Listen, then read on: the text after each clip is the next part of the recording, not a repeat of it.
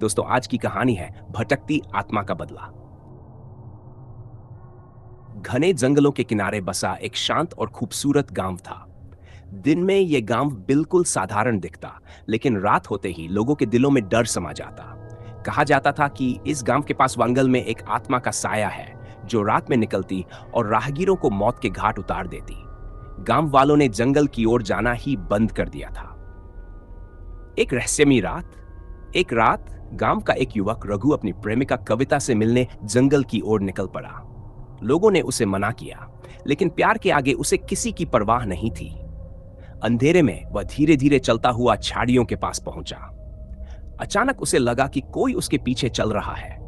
वह मुड़कर देखने लगा, पर कोई नहीं था। तभी सामने एक सफेद साड़ी में लिपटी एक औरत खड़ी थी।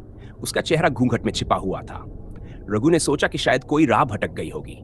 उसने पास जाकर पूछा, तुम कौन हो? इतनी रात में यहां क्या कर रही हो? औरत ने धीरे धीरे अपना चेहरा उठाया।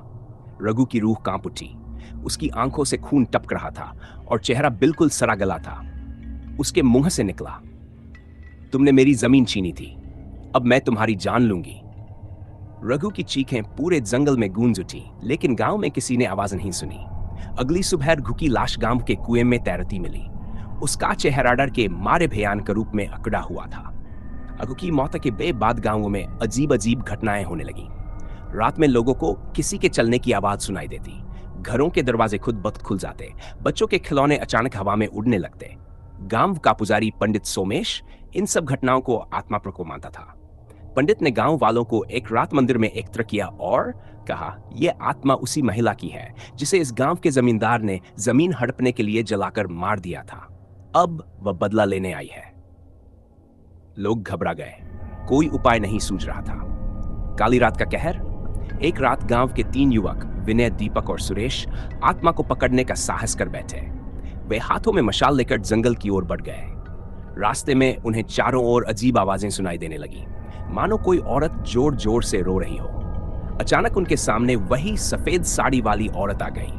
उसके लंबे बाल हवा में उड़ रहे थे और उसकी आंखों में आग भरी थी। दीपक ने हिम्मत करके उस पर मशाल फेंकी, लेकिन वह औरत हवा में गायब हो गई। तभी विनय के पीछे अचानक उसकी हड्डियां तोड़ने की आवाज आई। विनय की गर्दन मुड़ चुकी थी। सुरेश डर के मारे भागने लगा, लेकिन तभी औरत की चीख उसके कानों में गूंजने लगी। वह वहीं गिर पड़ा और उसकी सांसें थम गई। भय का अंत। गांव में खौफ इतना बढ़ गया कि लोग घर छोड़कर भागने लगे, लेकिन पंडित सोमेश ने हार नहीं मानी। उसने पूरे गांव को इकट्ठा कर हवन कराया। मंत्रों के प्रभाव से आत्मा कमजोर होने लगी, लेकिन जाते जाते उसने कसम खाई, यह गांव कभी चैन से नहीं रहेगा, मैं लौट कर आऊंगी। उस दिन के बाद गांव के जंगल में कभी कोई कदम रखने की हिम्मत नहीं करता था। कहते हैं कई सालों बाद जब गांव वीरान हो गया तो वहां एक आदमी रहने आया। अगली सुबह उसकी लाश पेड़ पर लटकी मिली और उसके चेहरे पर वही डरावना भाव था जो रघु की लाश पर देखा गया था। गांव का नाम अब भी दर्ज है, लेकिन वहां कोई नहीं बसता। सिर्फ हवा में आत्मा की हंसी गूंजती रहती है। हा हा हा। दोस्तों, ये थी आज की कहानी, भटकती आत्मा का बदला। आपको यह कहानी कैसी लगी कमेंट में जरूर बताइए। अगर कहानी पसंद आई हो तो लाइक करें और चैनल को सब्सक्राइब करें। और हाँ, पूरा वीडियो देखने के लिए आपका बहुत बहुत धन्यवाद। फिर मिलेंगे एक नए वीडियो में, तब तक के लिए अलविदा। और हाँ, अपना ख्याल रखना।